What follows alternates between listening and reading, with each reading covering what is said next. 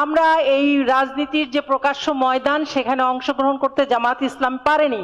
তো ইনশাল্লাহ সামনের দিনগুলিতে জামাত ইসলাম সেই অংশটা নিবে।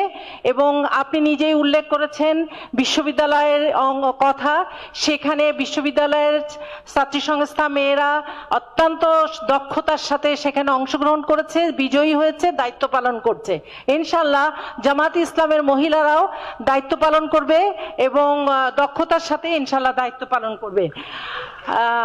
আরেকটি কথা বলতে চেয়েছিলেন পোশাকের ব্যাপারে, যে নারীদেরকে জামাত ইসলামী পোশাকের ব্যাপারে বোরখা পরা বা এই ধরনের কোনো পোশাকে বাধ্য করবে কিনা।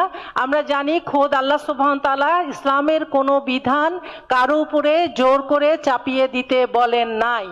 রাসূলুল্লাহ সাল্লাল্লাহু আলাইহি ওয়াসাল্লাম কোনো দিনও কারো উপরে ইসলামের বিধান জোর করে চাপিয়ে দেন নাই। সো জামাত ইসলামী কেন এই কাজটি করবে?